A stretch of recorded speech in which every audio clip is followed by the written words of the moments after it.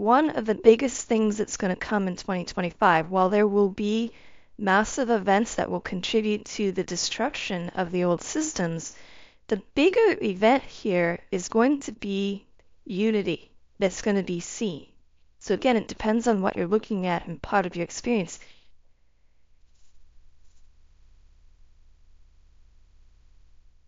Hello, my name is Seth Dietland, and I am an angel communicator. I'm a certified hypnotherapist, and in my work, I am someone who activates human potential, which means that through the various ways of communicating with the angels and working with people, teaching classes and doing other things, I help people to step into the larger and most creative part of who they are. My spiritual awakening story, yes. So this was about 20 plus years ago. It was in 2002. And at that particular time, my life was going just fine until one day. And as a real estate agent in Southern California, I had a bunch of escrows get canceled. And then I was also in a relationship that was one-sided. I was the support of it, and I was basically being used. And I decided to have a conversation with this person about having something more mutual. And the response to that conversation was that this person decided to just grab their clothes and leave and go move back in with their father. So in that one day, I had an immense amount of setbacks, which caused me to go into a huge state of panic. And up until that point, I'd accomplished quite a few things, and it felt like a bigger setback than it actually was. But in that moment of panic, I actually prayed to what we could call God, or the Holy Spirit, or the Creator, and I was about to ask if I could go to sleep and not wake up. Not that I would ever commit suicide, but that I wanted to leave because this life is so tricky and difficult. And the minute you think that you're ahead and that you're doing great things, it all gets taken away from you. And although that's how we see it when we have a setback. And when I knew that I wasn't going to get that prayer answered, I then said, well, that's fine. I want to talk to my angels. I want a tangible communication link with my angels. They don't do me any good if I can't hear them or see them or anything else. And I don't care what we have to do here. I want to see them or feel them. I want to hear them speak to me too. I want to know that they're real. And in that moment, I felt something touch me. I felt a peace overcome me. And not only did I feel a peace overcome me, but I felt something inside me receive telepathic communication. Not that I knew what that was at the time, it was just a knowing that I was receiving an information message. And it said, Seth, you're not just going to be okay, you're going to be better than okay. And in that moment, my pets even got up on the bed and they looked around. I could feel something encircling me. And they were looking around because they could see something in the room, they could perceive something in the room as well. And I was pretty sure that I had an experience. So the next day, while I was trying to figure out what had happened, I heard something kind of fly by my ear. And I said, hello, and it said hello. And what had happened was that it had opened a communication link with the angels. And by the way, just to define what I consider the angels is a field of consciousness that is, let's say, the first layer of creativity from the creative source. So the angels is a field of consciousness that's very high and is close to the source and has the ability to communicate with us. So in that field of oneness, I felt this connection with these angels. And over time, what would happen is a couple of things. One, I started to know things that were about to happen because they would tell me. They would tell me that my sister was going to call that day, that she was pregnant, going to have a little girl, and 4 hours later my sister called me, told me she was pregnant and she had a little girl. And then lots of different things that they would tell me what's going to happen, and they would happen. And then they begin to really solidly make that communication link more available. And I was talking to them all day. I would say something to them, and I would get a reply whether I was driving in my car. I've had incense. I started burning incense because it would take me into what I didn't know at the time was just a higher state of consciousness. Is what happens when we have incense or candles or beautiful music going. And eventually they would lead me to know that the world is changing, that we are about to enter into a phase on this planet that most people refer to as the new earth. They refer to it as heaven on earth. Doesn't matter what we call it, it's the same thing. But in this switchover or change, a few things would happen that would be quite notable. And they said that the reason that they had come to me, like other people, is that we are being calibrated or equipped to be able to help people walk through this period of time. Now, keep in mind that was in 2003, 2002. And for a long period of time, I've had these conversations with them about what the new Earth looks like and what the dismantling phase of the old Earth looks like. So in the dismantling phase, everything that we accept as a contribution to humanity has outlived its purpose, and that's the money system, the government, other things such as religions, and we wouldn't need the medical system, they said, because we would vibrate at such a high frequency that we would never have disease. All of humanity would have an awakening and become part of this new earth, and that those of us who would get calibrated to understand what that is would be part of who would assist humanity through this process. We're in the process right now as we're watching all these systems break down. They can't serve us anymore. And we're watching all of these things happen as we're bringing in new consciousness. And people have new ideas. We're able to consciously create our own reality and understand how we are the ones that do that. In the last 4 years, we've seen this apparent shift in the deconstructing. We've seen this apparent shift in the deconstruction phase of our reality. We can't deny that we're watching our world evolve or deconstruct its old systems.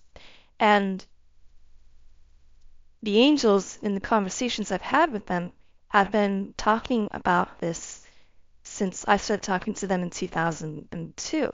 Now, there are other mystics, such as Dolores Cannon, who have been hearing about this through hypnosis, who've been hearing about it through hypnosis subjects for years and years before this even happened. I didn't hear about it until later, but many people who tap into some field of higher intelligence had all got the same information years and years before this event. So a couple of things that I can relay that I do know is that humanity does make it to the other side of this transition. Okay, so take peace in knowing that. Where we're at right now, while we're recording this, which is at the end of 2024, moving into 2025, the angels have referred to some very distinct seasons of this transformation. And it's not 4 seasons, it's 3 that they've talked about. You could call them 3 different phases. So the first phase is this awakening phase or this revelationary phase, which is a lot of stuff that's revealing that has been hidden for years and years and years. So in this revelation phase, we begin to find out things that are hidden. And we're not finding out these things because people are telling us. It's because the light or information or frequency on this plane is so high, it has to pull it out into awareness. As we're becoming more mystic, as we're becoming more aware and more psychic, more intuitive, these things can't hide anymore, because we know that. So this is the revelationary phase. Then what happens is the purging phase. So think of that as the next phase, where all that doesn't serve humanity is just going to be removed, edited, or deleted. Think about if you have a house and all of a sudden your seat doesn't work anymore, so you replace it. It's going to be like that. That isn't working is just going to be replaced. And then the phase after that then is the expansion or the elevation or the ascension or bringing into what all of this is building the butterfly, so to speak. So where we're at right now in this phase is we're at the sort of end of the revelationary phase and at the beginning of the purging phase. And what that means, though, sort of like when we have seasons on Earth, we're swinging, let's say, from spring to summer. And in some regions, on one day, in that middle ground between spring and summer, you can have a day where it snows, and it's sort of like winter. And the next day, it'll be really hot outside, and then it might rain again. And in between seasons, you might have a little bit of each of the season that kind of lays out. So right now we're in the phase where we're still in a revelationary phase, but because we're in this season shift for the purging phase, we're going to see more revelation and more purging. So through this next time, we're going to see a lot more information that's going to help us understand how and why we need to be more unity focused, and we'll have the inner ability to do it. And then we're also going to watch as the old becomes obsolete. So we'll be doing that at the same time in, let's say, the next year or so. So one of the things I will share to you is that in January of 2020, I was told that there would be a big event that would begin this process of awakening in the world. And of course, in March of 2020, 3 months later, the whole world, locked down and got told that they had to stay home and all of that. Well, 3 months before, the angels had shared with me that there was a large-scale event, but they didn't paint the picture of what that would specifically be because we have to see it unfold in order to have context for it. So the events that we have coming next that are part of this revelationary phase and this purging phase, we won't be able to have specific context for it, like what's going to happen here, what's going to happen in Paris, or what's going to happen in Washington, D.C., or anything like that. What we will have instead is being in this continued phase, and it will show up in ways that will be in a way that we don't see coming until it comes and we go, okay, now that makes sense. So your question is about any big events coming in 2025, and I can appreciate that question. One of the biggest things that's going to come in 2025, while there will be massive events that will contribute to the destruction of the old systems, the bigger event here is going to be unity that's going to be seen. So again, it depends on what you're looking at and part of your experience. Certainly when these big events happen, unless we're right there where the event is happening, we're usually just seeing it on a TV screen, right? It looks like something that's happening out there. But the real event that I would say is going to be happening is the one that's going to be happening in here for each of us. Because we are going to begin to, without any external force causing us to do so, find a way to unity in a way we never thought of before. Back in that argument scenario where we're in a disagreement with another person, we never know the moment where something just shifts inside of us that says, oh my gosh, I don't want to be fighting with this person anymore. I want to be in connectivity with the person. But it is our awareness that asserts itself. So what I mean by that is that our heart comes to the center focus and says, oh no, I'm getting my way here. We're going to go back into this space, thinking in terms of that argument that we have with a friend or a lover or a family member.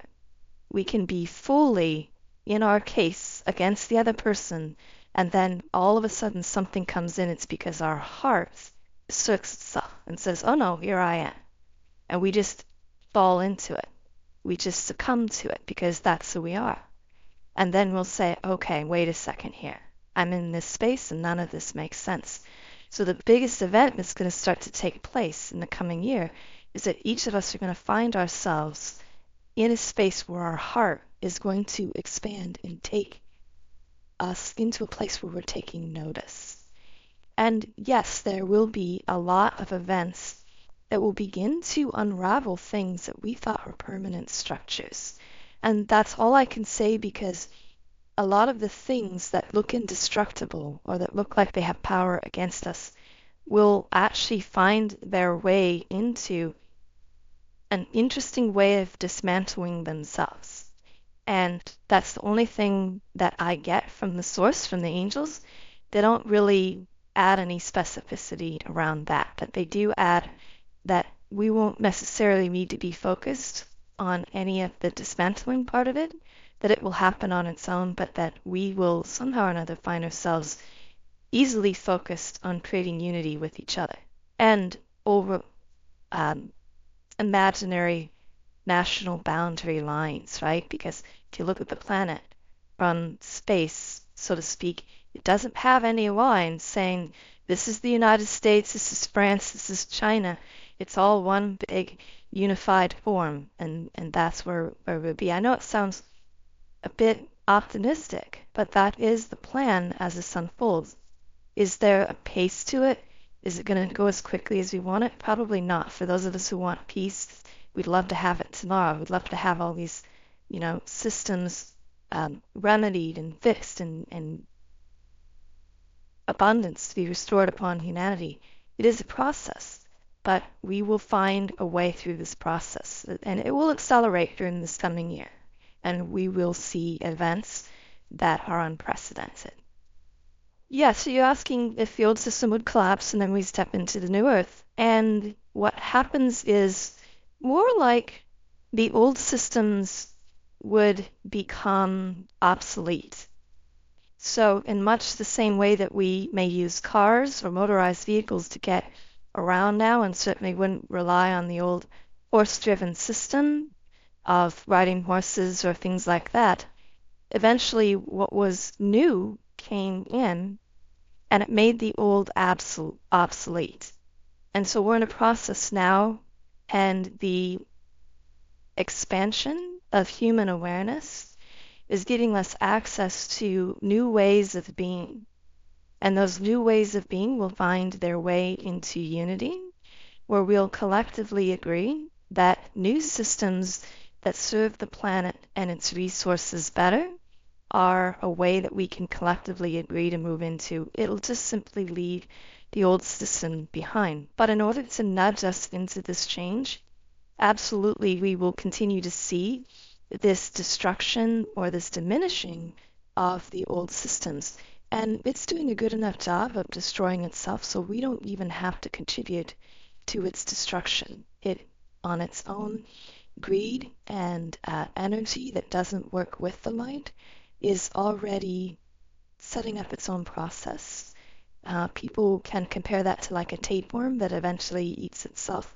So the old systems are just becoming obsolete. Actually, the new earth is coming through a more beautiful and gentle process than that. And another thing that I can say is that usually when something positive comes into our life and we sense that we're at a crossroads or a precipice of some change, our mind usually gives us the worst case scenario about what's going to happen next. It never has the best case scenario in its imagination. However, this is an event that's driven by the creative forces behind the reality that we live in, which we are tied to. And because it's driven by that, it has the ability to circumnavigate a lot of that negativity. Will there be and is there negative events? Yes, but that's only a catalyst of awakening. We're often sold this story of this apocalyptic experience that we're meant to actually have on this earth, and maybe at the other end of this, we wake up spiritually and discover something else. From what I get from the angels, we are not on that trajectory. But the negativity that continues to heighten in our reality is actually part of a continued catalyst to make sure that we don't become complacent. Complacent and just settle on being humans in a reality. We're meant to discover that we're something bigger than that. And all of these difficult situations force us into continued evolvement, continued expansion, because if those weren't at play, we would just rest where we are and just take a day off and go to the beach or something, or enjoy the abundance that we have, whatever it is. And yet we're meant to discover something that's way bigger than that. And as a result of that, these events are only allowed to happen because they're catalysts. They keep pushing us forward. But they're not the main event. The main event here is that we're waking up and discovering that we are so much more than we had ever believed we are, which is why the angels come into the conversation and why personal empowerment is so key, because our personal expansion is connected to contributing to the expansion of the whole, or the globe, if you like. And in the meantime, the expansion of the world is pressuring every human being to also evolve and expand. Everyone is affected by something that's driving them to become a bigger and better version of themselves. And we see or recognize a lot of change in this. So the new earth isn't coming in at the heels of an apocalyptic event. It's going to be much more gentle and much more full of love and ease than that scenario.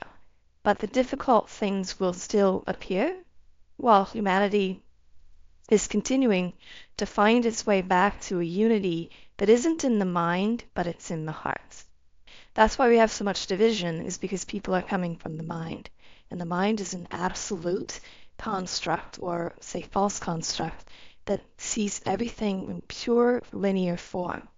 And the creation of all that is a non-linear entity. We are non-linear entities.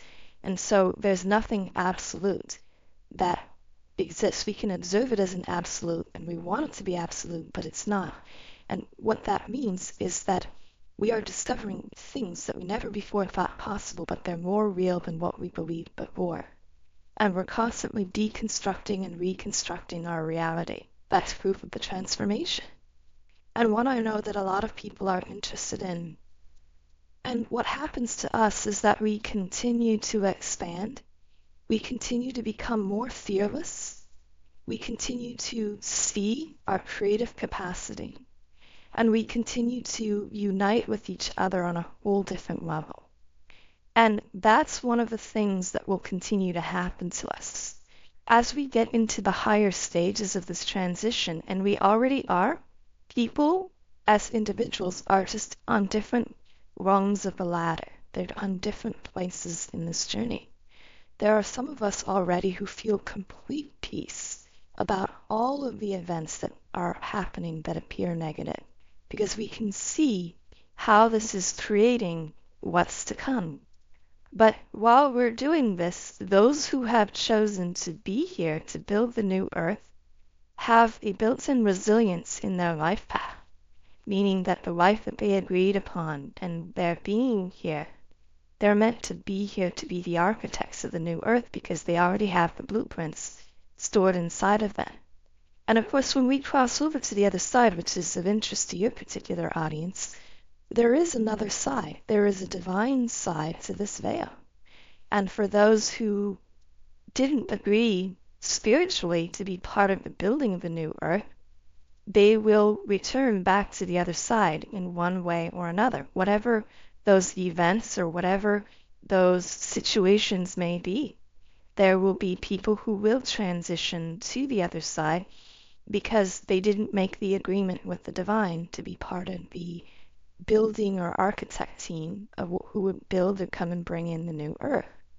And because there is reincarnation, because we have the ability to come back, when the earth is vibrating at a higher frequency, those who have returned will just become incarnate again in another body, but in a reality that's been re-solidified in a new frequency. First of all, before these events started happening, I've been communicating with the angels. So when I speak on this, I only speak on what I can relay from the source of the conversation, which is this angelic field of consciousness. And so they are the ones that have this ability to see what the divine plan is here. Now, first of all, I have to introduce to you that there is no linear time. In much the same way that we think there's a yesterday and a tomorrow, and we do experience that, linear time is pure illusion, but it's part of being in this dimension, for example, on this earth. But we already know what it's like, and I know that you're guests who have had near-death experiences can report being in a timeless state of being.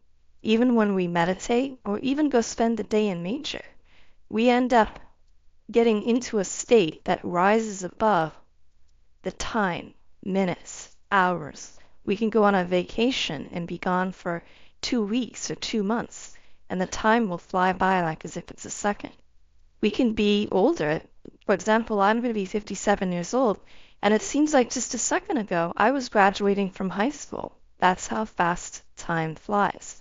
But the relevance to that in your question is that the source of this information, which is the angels, has been talking about this transition from before these massive scale events.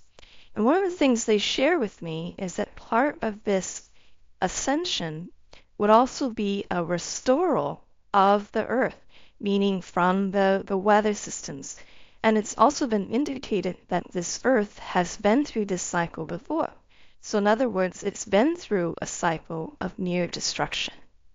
And it has rebuilt itself. But in this ascension, what happens is that the destruction that we see around us from things that you mentioned, like the weather events and these extreme events that are taking place, those events appear destructive to the planet.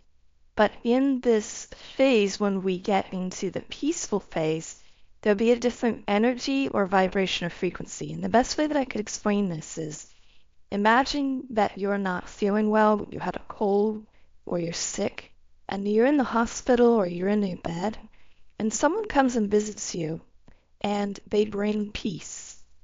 They bring the presence of peace. Peace has a frequency, and peace also has a frequency that brings in the divine field of intelligence. So if you can imagine, when we get to a place in our world where the world is at peace and prosperity, we're bringing in an energy frequency where the consciousness that's in the earth can work through its processes to restore itself. So while we may be seeing these extreme events now, they're part of the catalyst of this shift and change. And it's also part of a purging process that's going on as well now. And interestingly enough, there's a lot of things that humans have done to actually contribute to some of these extreme events. Some of them intentional, some of them not.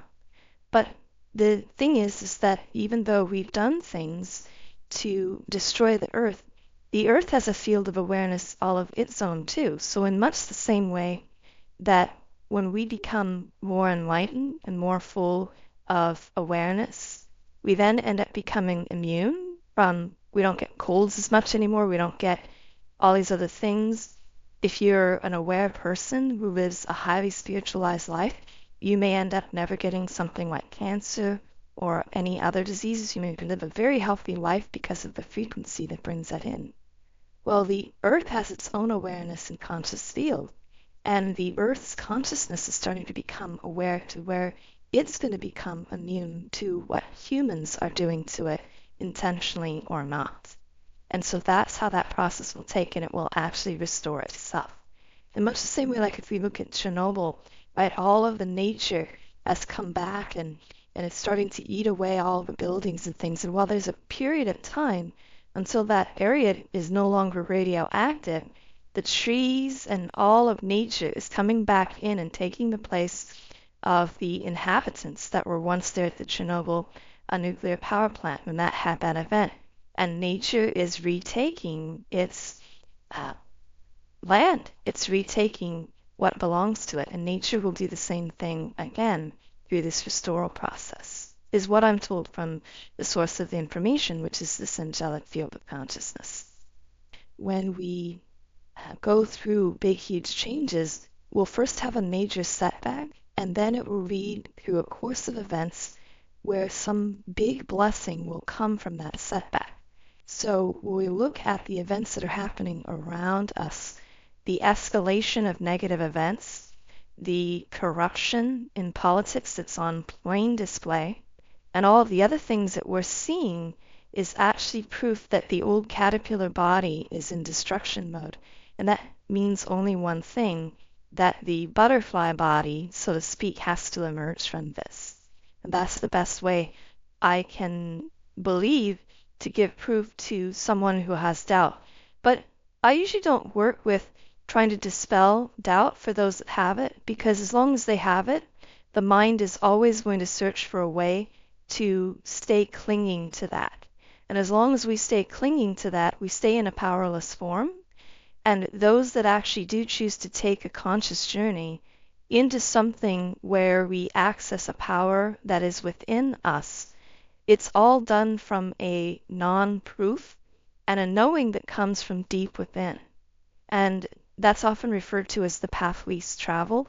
But ultimately, what that means is that for the initiate who understands that, they are not the doubter can't even enter because their doubt gets in the way of them finding the power that's within them that's hidden in plain view.